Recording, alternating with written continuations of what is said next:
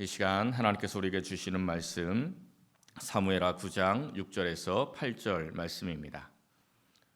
구약성경 사무엘하 9장 6절에서 8절 말씀, 하나님의 말씀 봉독하여 드릴 때 하나님의 음성을 경청하십시오.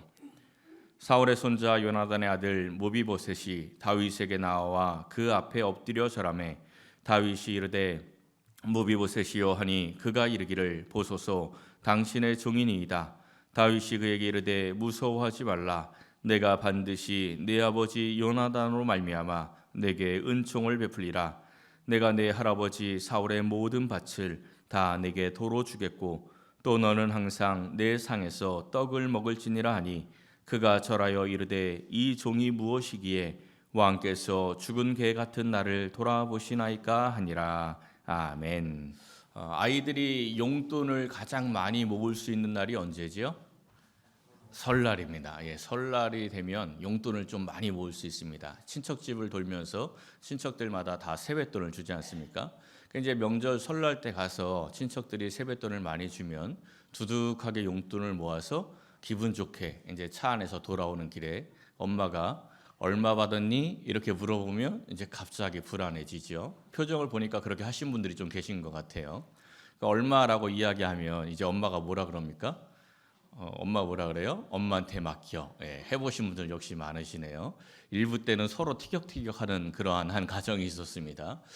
이렇게 이제 엄마한테 맡겨 그러면 애들이 좀 싫어합니다. 왜 싫어하죠?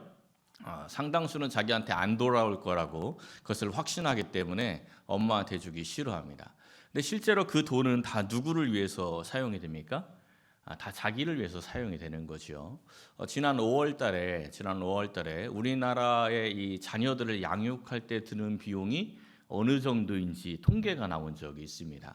자녀 하나를 만 18세, 그러니까 성인이 될 때까지, 고등학교 졸업할 때까지 이 자녀를 위해서 한 자녀를 양육하기 위해서 드는 돈이 얼마 정도 될 것 같습니까? 외우기도 쉽습니다. 365, 3억 6,500 이렇게 평균적으로 그렇게 쓴답니다.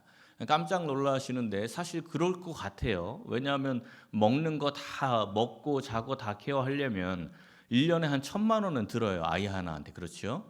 1년에 1,000만 원씩만 들어도, 최소로 1,000만 원씩만 들어도 20살까지 키우려면 2억 드는 거죠. 근데 학원 보내랴 뭐 해랴 뭐 다 해보면 진짜로 3억 6,500 들 수도 있겠다 싶은 생각이 들더라고요. 엄청난 돈을 쓰는 거죠. 그러니까 지 키우느라고 3억이 넘는 돈을 쓰고 있는데 그 몇십만 원 엄마한테 맡기면서 아침마다 가가지고 내 돈 잘 있냐고 확인하고 그 돈 잘 안 주면 엄마를 사기꾼 취급하고 그러죠. 자기가 받은 건 엄청난데 아이들이 왜 그렇습니까?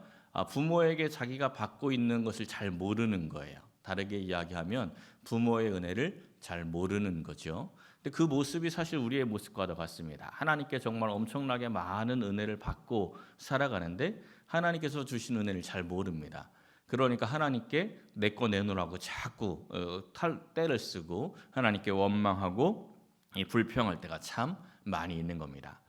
예수님이 이 땅에 오셨을 때 유대인들의 신앙은 크게 세 가지로 나눌 수가 있습니다. 사두개파, 바리새파, 에세네파 이런 세 파가 있었어요. 이 사두개파는 부활도 믿지 않았습니다. 그리고 로마 정치인들과 결탁을 해서 신앙이라기보다는 어떻게 보면 철학적인 그러한 믿음을 가진 믿음이 없는 사실은 종교인, 그야말로 종교인이었던 사람들이 사두개파입니다. 그리고 에세네파는 대표적인 인물이 세례 요한인데 이 광야에 가서 메뚜기와 석청을 먹으면서 철저하게 금욕적으로 살아갔던 사람들이 에세네파입니다. 그리고 이제 바리새파가 성경에 제일 많이 나오는 사람들이 바리새파죠. 이 바리새파들은 이 세상 속에서 살면서 하나님의 말씀 율법을 철저하게 지키면서 경건하게 살겠다고 애를 쓰던 사람들이 바리새파였습니다. 우리 예수님의 말씀과 가장 비슷하게 살던 사람들이 누굴까요? 이 세 파 중에서 누굴 것 같습니까? 바리새파예요. 신학적으로 볼 때 예수님과 가장 비슷한 사람들이 바리새파이고 신앙적인 색깔도 가장 비슷한 사람들이 바리새파입니다. 근데 누가 예수님께 제일 욕을 많이 먹었죠? 바리새파. 바리새파는 예수님께서 독사의 자식들아 라고 욕을 했습니다. 그 욕은 굉장히 심한 욕이에요. 아주 요즘으로 이야기하면 아주 쌍욕입니다. 그러니까 예수님께서 바리새파를 굉장히 심하게 이 바리새파에게 욕을 했습니다. 왜 예수님하고 가장 비슷한데 왜 이토록 욕을 먹었을까요? 이 바리새파는 하나님의 말씀을 잘 알았습니다. 그리고 하나님의 말씀대로 살겠다고 굉장히 애도 많이 썼고요. 하나님을 믿는 믿음도 분명히 있었습니다. 그런데 이 바리새파가 하나 모르고 있었던 게 있었어요. 그게 뭐냐면 하나님의 은혜를 몰랐습니다. 자기들이 하나님의 은혜로 구원받는다는 것을 모르고 자기들의 힘으로 구원을 받는다고 생각을 했어요. 마치 아이들이 부모의 은혜로 자기가 큰다는 걸 모르고 지 힘으로 크고 있다고 생각을 하는 것처럼 이 하나님의 은혜에 대해서 전혀 몰랐습니다. 그래서 예수님께서 하나님의 은혜로 이 땅에 오셨을 때 예수님 필요 없다는 거예요. 하나님의 은혜 필요 없다고 예수님을 받아들이지 않았습니다. 예수님을 배척을 했지요. 이 하나님의 은혜를 모르니까 예수님을 거부하는 겁니다. 오늘은 종교개혁 506주년 기념주일입니다. 종교개혁이 1517년 마틴 루터에 의해서 시작을 했는데 이 루터가 처음 내세웠던 사상이 이 세 가지였습니다. 오직 믿음, 오직 은총, 오직 성서. 여기에 나중에 이제 좀 두 가지가 더 붙어서 5가지가 되지요. 믿음, 그리고 하나님의 은혜로 구원을 받는다. 이 말씀으로 돌아가자라는 것이죠. 이 종교개혁이 일어나던 시대도 예수님 시대처럼 하나님의 은혜를 다 잊어버렸습니다.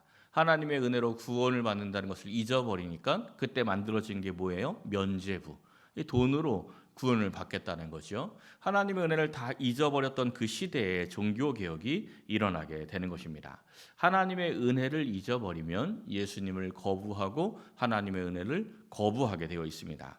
오늘 이 말씀은 은총을 베푸는 다윗의 모습이 나오는데 그 은총을 받는 사람, 이 2가지 사람의 모습을 통하여서 하나님의 은총에 우리가 어떻게 반응하고 어떻게 대해야 할지를 보여주고 있습니다. 사랑하는 성도 여러분, 오늘 이 말씀을 상고하면서 하나님의 은총을 깨닫고 신앙의 성장과 신학의 개혁을 일으키시는 귀한 성도님들 되시기를 예수님의 이름으로 간절히 축원합니다. 첫째는 은총을 받는 무비보셋의 이야기입니다. 9장 시작을 보면 이렇게 시작을 해요. 이 다윗이 사울의 집에 아직도 남은 사람이 있느냐 이렇게 물으면서 시작을 하죠. 이 다윗이 전대왕, 바로 전 왕이 사울입니다. 전대왕 이 사울의 왕가에 남은 사람이 있느냐, 그 핏줄이 남아 있느냐 이렇게 묻는 겁니다. 보통 역사에서 전대 왕가의 집안 사람들, 전대 왕가의 핏줄을 찾으면 왜 찾지요? 죽이려고, 그렇죠? 죽이려고 찾는 겁니다. 그래서 3족을 멸하고 9족을 멸한다 이런 말이 나옵니다. 이 전대 왕의 핏줄을 남겨두면 나중에 이제 이게 시가 되어서 쿠데타가 일어날 수가 있거든요. 그러니까 전대 왕의 핏줄을 다 죽여버립니다. 다윗이 지금 전대 왕의 핏줄을 찾고 있는데 왜 찾는데요? 죽이려고 찾는 게 아니죠. 요나단으로 말미암아 그 사람에게 은총을 베풀겠다 이렇게 말씀하고 있습니다. 이 앞서서 우리가 이제 나누었던 이야기들 가운데 다윗이 사울 왕에 의해서 죽임을 당하였던 그 위기가 처했을 때 요나단이 다윗을 피하게 해주지 않습니까? 그때 요나단이 다윗을 피하게 해주면서 언약을 맺는데 요나단이 했던 말이 있어요. 이런 말을 했습니다. 여호와께서 너 다윗의 대적들을 지면에서 다 끊어버리신 때에도 너는 내 인자함을 내 집에서 영원히 끊어버리지 말라. 이 바로 우리가 오늘 본문 바로 앞에 있는 그 사무엘하 8장이 하나님께서 다윗의 대적들을 다 끊어버리는 그런 내용이었죠. 블레셋의 메대감마까지 다 점령하는 그런 이야기 아니었습니까? 근데 요나단의 그 말이 예언처럼 이 다윗이 모든 대적들을 다 끊어버리고 나서 지금 다윗이 뭘 생각하고 있는 겁니까? 요나단과 언약을 생각하는 거예요. 그래서 요나단의 집에 인자함을 끊어버리지 않기 위해서 그 핏줄을 찾는 거죠. 여기서 이 인자함이라고 번역된 단어가 히브리어로 헤세드입니다. 헤세드. 많이 들어보셨죠? 이 헤세드는 구약 성경에서 하나님의 은혜, 하나님의 자비, 하나님의 은혜를 이 헤세드라고 이야기를 해요. 그러니까 다윗이 지금 하나님의 헤세드, 하나님의 은총을 지금 이 요나단의 핏줄에게 베풀겠다 이런 말씀을 하고 있는 겁니다. 이 은총, 이 헤세드가 오늘 본문의 은총이라고 번역이 됩니다. 같은 단어예요. 근데 이 단어가 이 9장에 여러 번 나옵니다. 9장 3절에 보면 이런 말씀이 나와요. 사울의 집에 종으로 있었던 사람이 하나 있는데 시바라는 인물이 있었어요. 발음이 조금 기분이 안 좋죠. 인물이 별로 기분이 안 좋은 애입니다. 이 시바라는 인물이 있었는데 이 사람에게 사울의 집에 남은 사람이 있느냐라고 물어봤더니 그가 대답을 하는데 요나단의 아들이 하나 남아 있는데 다리를 저는 사람입니다. 이렇게 이야기를 해요. 여기서도 역시 은총을 베풀고자 한다고 또 헤세드가 또 한번 나왔죠. 그래서 왕이 이제 다윗이 그에게 어디 있느냐라고 물어요. 바로 다음 절에 보면 그가 어디 있느냐 하니까 이 시바가 대답을 하는데 로드발 암미엘의 아들 마길의 집에 있습니다. 이렇게 이야기를 합니다. 그러니까 사울의 종 시바는 사실 무비보셋을 섬겨야 할 사람인데 무비보셋을 어디 있는지 알면서도 섬기지 않는 거예요. 그리고 자기가 아주 많은 재산을 다 가지고 있습니다. 근데 이 무비보셋이 살고 있는 로드발 암미엘의 아들 마길의 집 이렇게 이야기하는데 로드발이 지역 이름인데 로드발의 뜻이 뭐냐면 목장이 없다, 초장이 없다 이런 뜻이에요. 그러니까 황무지 이런 뜻이죠. 그러니까 지금 무비보셋이 아주 외딴 곳 황무지에서 정말 먹을 것도 없는 그러한 집에서 자기 집도 없이 마길이라는 사람의 집에 얹혀 살고 있다라는 이야기입니다. 이 무비보셋의 원래 신분이 뭐예요? 지금 원래 신분은 뭡니까? 세손이죠, 세손. 그렇죠? 왜냐하면 왕의 아들 요나단이 왕이 될 것 아닙니까? 그러니까 왕이 이제 그 왕이 될 요나단의 아들이니까 세손이에요. 굉장히 지금 권력과 재산을 가지고 있어야 할 이 무비보셋이 지금 다리 저는 자가 되어서 자기 집도 없이 아무것도 없는 황무지에서 남의 집에 얹혀 살고 있는 그런 상황인 겁니다. 다윗이 즉시 사람을 보내서 무비보셋을 데리고 와요. 근데 여러분들이 무비보셋이라고 생각을 하면 어떤 마음이 들 것 같아요? 다윗이 사람을 보내서 너 궁으로 오래 이런 소식을 딱 들으면 어떤 마음이 들 것 같습니까? 굉장히 무섭겠지요. 금방 말씀을 드렸듯이 전대 왕의 핏줄을 찾는 것은 죽이려고 찾는 거거든요.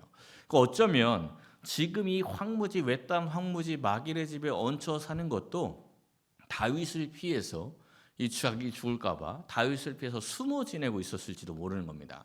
그런데 다윗이 사람을 보내서 너 궁으로 와라 하니까 얼마나 무섭겠어요. 무비보셋이 이제 다윗에게 부름을 받아서 딱 왔는데 다윗이 제일 처음 하는 말을 한번 보세요. 제일 먼저 뭐라고 이야기합니까? 무서워하지 말라. 왜 무서워하지 말라고 이야기했을까요? 엄청 무서워하고 있거든요. 무비보셋이 지금 무서워서 막 벌벌벌 떨고 있으니까 야 무서워하지 마 이렇게 이야기하는 거예요. 그리고 뭐라고 이야기합니까? 내가 반드시 내 아버지 요나단으로 말미암아 내게 뭘 베풀어요? 은총을 베풀리라. 또 은총이 나오죠. 지금 이 9장에서 계속 은총이 헤세드라는 단어가 계속 나오는 것은 사무엘하 9장을 통해서 은총이 무엇인지에 대해서 이야기를 우리에게 해주고 싶다 이러한 의미가 있는 겁니다. 자, 이 다윗이 베푸는 은총이 뭐예요? 사울의 모든 밭을 무비보셋에게 도로 줄 뿐 아니라 항상 왕의 상에서 떡을 먹게 하겠다 이렇게 말씀을 합니다. 이 사울은 원래 이제 부자였어요. 사울의 집안이 왕이 되기 전부터 유력한 집이다 이런 말씀이 앞에 나왔죠. 그러니까 사울은 원래 부자였는데 왕까지 됐으니까 얼마나 재산이 많겠습니까? 근데 그 재산을 지금 무비보셋에게 다 주겠다는 겁니다. 원래 누구 거예요? 근데 원래 무비보셋 거예요. 원래 무비보셋 건데 지금은 누가 가지고 있습니까? 이름도 기분 나쁜 그 시바가 다 갖고 있는 거예요. 다 자기가 지금 차지하고 있는 거죠. 근데 지금 이 다윗이 그것을 다 무비보셋에게 돌려주겠다. 적의 아들로서 죽어 마땅한 자인데 지금 죽이는 게 아니라 도리어 왕의 가족으로 왕자처럼 대우해서 함께 왕과 함께 식사도 하게 해주겠다. 이렇게 해주겠다는 겁니다. 이 굉장히 큰 은혜죠. 근데 이 큰 은혜를 받기 위한 조건이 뭐가 있습니까? 무비보셋이 다윗이 베푸는 이 은혜를 받기 위해서 뭘 해야 되죠? 어떤 조건이 있습니까? 아무 조건이 없지요. 다윗이 뭔가 조건을 내건 게 아닙니다. 뭐 예를 들어서 야 네가 사울의 그 잔당들을 다 죽일 수 있도록 협조하면 뭐 이런 조건이 없다는 거예요. 그냥 아무런 조건 없이 무비보셋에게 내가 이 재산 다 줄게. 내가 너를 왕자처럼 대우해 줄게. 이렇게 은혜를 베푸는 겁니다. 이유가 뭐예요? 무비보셋이 뭘 잘했죠? 없지요. 아무 이유가 없습니다. 굉장히 큰 은혜를 베풀고 있는데 아무 이유가 없어요. 이유라고 찾으면 딱 하나 있죠. 뭡니까? 요나단으로 말미암아. 요나단으로 말미암아. 이게 딱 하나의 이유예요. 다윗이 요나단과 맺은 그 언약으로 말미암아 이 무비보셋에게 은혜를 베푸겠다는 겁니다. 그러니까 무비보셋은 아무런 한 것도 없이 굉장히 큰 은혜를 받게 된 겁니다. 이 무비보셋이 누구를 상징합니까? 우리를 상징하는 거예요. 나를 상징하는 거예요. 우리도 아무것도 한 것 없이 하나님의 은혜를 받은 거죠. 내가 뭔가 해서 하나님께서 나를 구원해 주시는 게 아닙니다. 아무것도 한 것 없이 하나님께서 우리에게 은총을 베풀어 주셨습니다. 다윗이 요나단으로 말미암아 무비보셋에게 그의 재산을 돌려준 것처럼 하나님께서는 우리에게 누구로 말미암아? 예수님으로 말미암아 우리에게 돌려주십니다. 뭘 돌려주셨을까요? 아담과 하와의 타락으로 말미암아 빼앗겨 버린 그 에덴 동산의 축복, 하나님이 주시는 평안과 기쁨의 그 축복, 천국의 축복을 우리에게 다시 돌려주시는 겁니다. 그것을 우리가 받아 누리게 되는 거죠. 자, 이제 이 무비보셋이 뭐라고 말하는지 한번 보십시오. 8절을 보니까 이 종이 무엇이기에 왕께서 죽은 개 같은 나를 돌아보시나이까. 내가 뭐길래 나를 생각하고 나를 돌아봅니까? 누가 했던 말이죠? 많이 들어봤죠? 시편에 나오잖아요. 시편에 한번 보세요. 비교해 보세요. 다윗의 시편이죠. 사람이 무엇이기에 주께서 그를 생각하시며 인자가 무엇이기에 주께서 그를 돌보시나이까. 지금 무비보셋이 한 말과 좀 비슷하죠. 내가 뭐길래 나를 이렇게 돌보아 주십니까? 이런 고백을 합니다. 이게 누가 할 수 있는 고백이냐면 자기의 실체를 아는 자가 할 수 있는 고백입니다. 내 실체는 죽을 수밖에 없는 존재인데 그런데 내가 아무것도 한 게 없는데 나에게 은혜를 베풀어 주시고 나에게 큰 은총을 베풀어 주시니 도대체 내가 뭐길래 이렇게 나를 돌보아 주십니까? 실체를 아는 자의 그러한 고백이죠. 이제 다윗이 시종 시바에게 그 모든 재산을 무비보셋에게 돌려주고 잘 섬기라 이렇게 명령합니다. 이 세상 만물은 하나님께서 우리에게 주신 거죠. 근데 다 빼앗겼습니다. 세상에 빼앗겼어요. 사탄에게 빼앗겼죠. 그래서 공중 권세를 사탄이 잡고 있다고 하지 않습니까? 이 세상에게 빼앗긴 이 모든 것들을 우리가 하나님께로 돌아갈 때, 예수님 앞으로 돌아갈 때, 예수님과의 그 언약 안으로 돌아갈 때 주님께서 우리에게 모든 것들을 다 돌려주신다는 것을 우리가 기억해야 합니다. 9장 11절 말씀을 보십시오. 이제 이 무비보셋이 어떻게 되었습니까? 왕자 중 하나처럼 되었다. 죽어 마땅한 자가 이제 왕자 중 하나처럼 되어서 왕의 상에서 먹게 됩니다. 단지 재산만 회복이 된 게 아니라 신분도 회복이 되었습니다. 모든 것을 다 잃어버리고 황무지 인생이 되어서 정말 아무것도 없는 곳에서 숨어 지내던 이 무비보셋이 왕자의 신분으로 회복이 되고 아주 귀하게 높임을 받게 된 것입니다. 이와 비슷한 일이 우리에게도 일어나죠. 우리 예수님께서 심판받아 마땅할 우리를 향해서 하셨던 말씀이 있습니다. 누가복음 22장에 이런 말씀을 해요. 너희들이 내 아버지께서 나라를 내게 맡기신 것 같이 나도 너희에게 맡겼어. 너희로 내 나라에 있어 내 상에서 먹고 마시며 또는 보좌에 앉아 이스라엘 12지파를 다스리게 하려 하노라. 이제 이 세상에서 사탄의 지배를 받고 살던 우리들이 예수님의 십자가 언약 안으로 들어가면 주님의 상에서 함께 먹고 마시면서 사탄의 지배를 받고 살아가는 자가 아니라 이제 이 세상을 다스리며 천국의 삶을 회복하는 그러한 자가 될 수 있다라는 말씀입니다. 이 은혜를 아는 사람이라면 우리가 어떤 고백을 해야 합니까? 무비보셋의 고백을 해야 하는 거예요. 내가 뭐길래 하나님 내가 뭐길래 나를 예수님을 알게 하시고 주님의 십자가 언약 안으로 들어오게 하시고 하나님을 예배하게 하시고 구원받게 하셨습니까? 내가 뭐길래? 이러한 감사가 있을 때 이 무비보셋처럼 하나님이 돌려주시는 그 언약의 축복을 다 받아 누리게 되는 것입니다. 사랑하는 성도 여러분, 내가 무엇이기에 고백하는 이 겸손과 감사함으로 무비보셋이 누렸던 하나님의 은총과 축복을 누리시기를 예수님의 이름으로 간절히 축원합니다. 두 번째는 은총을 거부한 한운의 이야기입니다. 이 9장에서 은총을 받은 사람의 이야기가 나왔는데 바로 다음 장 10장을 보세요.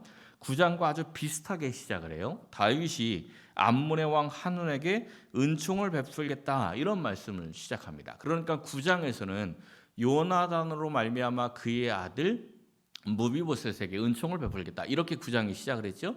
그런데 10장은 나하스로 말미암아 그의 아들 한운에게 은총을 베풀겠다. 이렇게 시작을 하는 거예요. 그러니까 뭔가 분명히 의도가 보이죠. 하나님께서 이 9장과 10장을 통해서 우리에게 주고자 하는 메시지가 있다는 겁니다. 똑같이 다윗이 은총을 베풀면서 시작을 하는데 그 은총에 반응하는 게 다릅니다. 이 다윗이 암몬 자손 왕 나하스의 죽음의 소식을 듣고 조객을 보내요. 그리고 조객을 보내면서 한운에게 은총을 베풀겠다 이렇게 이야기를 하는데 한운이 어떻게 반응하는지를 한번 보십시오. 바로 다음 절을 보면은 암몬 자손의 관리들이 한운에게 말을 합니다. 다윗이 당신의 아버지를 공경해서 조문객을 보낸 줄 압니까? 그거 아닙니다. 이 성을 엿보고 탐지해서 이 성을 함락하려고 하는 겁니다. 정신 바짝 차리세요. 이렇게 이야기를 하는 겁니다. 다윗의 은총을 의심하는 거죠. 근데 한운이 그 말을 듣고 아니야, 다윗 그런 사람 아니야 이렇게 반응하는 게 아니고 그 말을 믿어요. 신하들의 말을 믿습니다. 그래서 이어지는 말씀을 보면 한운이 어떻게 하냐면 다윗의 신하들을 잡아서 그들의 수염 절반을 깎고 그들의 의복의 중동불기까지 자르고 돌려보냈다 이렇게 이야기합니다. 우리나라 조선시대의 신체발부 수지부모라는 말이 있었죠. 개화기에 양반들 상투 자르면 뭐라고 이야기했어요? 상투 자른다고 하면 차라리 내 목을 쳐라 막 이런 이야기했죠. 우리나라 그 양반들의 상투와 비슷한 느낌이 유대인들의 수염이에요. 그러니까 수염을 절반만 깎았다. 이게 굉장히 큰 모독입니다. 그러니까 다윗의 신하들을 모독했다라는 것은 다윗을 모독하는 거죠. 왕의 사신이 오면 그 왕을 대하는 것처럼 하죠. 우리나라 조선시대 명나라 사신이 오면 분명히 계급이 왕보다 낮아도 왕까지도 거기 무릎을 꿇었잖아요. 그게 이제 더 센 나라니까 그렇게 할 수밖에 없었던 거죠. 근데 왕의 사신을 지금 모독한 것은 다윗을 모독하고 다윗이 보내는 그 다윗의 은총을 거절하고 있는 겁니다. 이것은 전쟁 선포와 다름이 없는 거죠. 한운이 다윗의 은총을 거부하고 의심했던 이유가 뭐죠? 왜 다윗의 은총을 거부하는 겁니까? 자기가 은총받을 만한 이유가 없는 거예요. 다윗에게 자기가 은총받을 만한 이유가 없는데 다윗이 갑자기 잘해주니까 이상한 거죠. 우리도 좀 그러지 않아요? 누가 갑자기 모르는 사람이 갑자기 잘해주면 어떤 마음이 들어요? 저게 왜 저러지? 이런 마음이 좀 들지 않습니까? 애들이 갑자기 막 엄마 아빠한테 잘하면 뭐라 그래요? 저게 뭘 사고 싶은 게 있어서 저러지? 이런 마음이 들잖아요. 그러니까 다윗이 지금 이유 없이 자기에게 은총을 베푸니까 뭔가 있다 이런 생각이 드는 거죠. 근데 다윗이 한운에게 은총을 베푼 이유가 한운 때문입니까? 아니에요. 누구 때문에? 그의 아버지 때문에. 아버지 때문이죠. 그러니까 무비보셋이 은총을 받은 이유와 똑같은 거예요. 똑같이 아버지 때문에 은총을 받고 있는데 한 사람은 내가 자격 없는데 은총 주심을 감사합니다 하고 겸손하게 감사함으로 받아들인 거고 한 사람은 나한테 왜 은총을 주는데 하고 오히려 적대하고 반격을 했다라는 겁니다. 하나님께서 우리에게 은혜를 베풀어 주신 이유는 나 때문이 아닙니다. 내가 뭘 잘해서 내게 은혜를 베풀고 나를 구원하고 나를 축복하는 게 아닙니다. 누구 때문에? 예수님 때문에. 예수님이 내 죄를 짊어지고 십자가를 지셨기 때문에 예수님 때문에 우리에게 은혜를 베푸시는 것이요. 근데 그것을 모르는 사람들은 하나님의 은혜를 적대합니다. 예수님을 적대하는 거예요. 자, 이제 보십시오. 5절을 보니까 다윗이 이렇게 이야기를 하죠. 너희는 수염이 자라기까지 여리고에서 머물다가 돌아오라. 이 다윗이 모욕당한 신하들에게 야 니네들 수염 다 자라고 나서 돌아와 이렇게 이야기를 해요. 그냥 별것 아닌 말 같지만 여기에 굉장히 중요한 의미가 있어요. 다윗이 지금 기다리고 있는 겁니다. 이 사람들이 수염이 자랄 때까지 기다려요. 뭘 기다릴까요? 한운이 잘못했습니다라고 용서를 빌기를 기다리는 거예요. 회개를 기다리는 겁니다. 원래 이러한 시대, 이 시대에는 이렇게 사신이 모독을 당한 바로 전쟁입니다. 근데 다윗이 바로 전쟁을 하는 게 아니고 니네 수염 자랄 때까지 기다려 하고 한운이 잘못했다라고 찾아올 때까지 기다리는 거죠. 그런데 한운이 어떻게 반응하는지 한번 보세요. 6절을 보면 암몬 자손들이 자기들이 다윗에게 미움이 된 줄 알았다 이렇게 이야기를 해요. 자기들이 다윗에게 미움된 줄 알았다. 좀 쉽게 표현하면 지들이 잘못한 걸 알았다 이런 이야기입니다. 지들이 잘못한 걸 알았으면 어떻게 해야 돼요? 잘못한 걸 알면 어떻게 해야 되죠? 잘못했어요 그래야죠. 그죠? 잘못한 걸 알면 잘못했어요 그래야 하는데 얘네들이 오히려 더 큰 잘못을 저지릅니다. 이어지는 말씀들을 보면 뭘 지금 모으고 있습니까? 용병들을 모으고 있죠. 아람 사람 보병 2만 명, 마하가 왕과 그의 사람 1,000명, 돕 사람 12,000명을 고용했다. 이 똑같은 내용이 나오는 역대상 19장을 보면 이 용병들 고용하는 데 든 돈이 은 1,000달란트예요. 은 1,000달란트가 지금으로 이야기하면 3천억 정도 됩니다. 3천억을 들여서 용병들을 모아서 전쟁을 시작을 합니다. 지가 잘못했는데 다윗이 지금 자기를 공격해야 되는데 다윗은 기다려주고 있는데 지가 잘못해놓고 지가 용병 모아서 지가 먼저 다윗을 공격을 해요. 그러니까 다윗이 그제서야 요압과 이 군사들을 보내서 싸워라 하고 명령을 내립니다. 결과가 어떻게 되었을까요? 암몬은 대패하고 암몬을 도우러 왔던 용병들은 전부 다 도망쳐 버립니다. 이 한운이라는 이름의 뜻이 뭐냐면 은혜를 받은 이라는 뜻이에요. 그러니까 한우는 은혜를 받아야 살아가는 사람인데 다윗이 은혜를 베풀었을 때 은혜를 받는 게 아니라 도리어 모독하고 도리어 조롱했습니다. 이스라엘 백성들은 하나님께서 보내신 은혜, 예수님을 통해서 구원을 받아야 하는데 그 예수님을 통해 온 그 은혜를 받지 않고 도리어 예수님을 모독하고 예수님을 십자가에 못 박았습니다. 그와 똑같은 일을 한 거죠. 요한복음 1장의 말씀을 한번 보십시오. 예수님께서 이 땅에 오셨는데 자기 백성이 영접하지 않았습니다. 하나님의 은혜를 거절했어요. 이 사람들은 심판의 대상이 되죠. 그런데 예수님을 영접한 사람, 하나님의 은혜를 받은 사람들은 어떻게 되었습니까? 그 이름을 믿는 자들에게는 하나님의 자녀가 되는 권세를 주셨다. 이렇게 말씀합니다. 이 사람들은 하나님의 은총, 이 하나님의 헤세드 앞에 두 가지 반응을 보입니다. 무비보셋의 반응을 보이든가 아니면 한운의 반응을 보이는 거예요. 무비보셋처럼 반응하는 사람들은 어떻게 이야기합니까?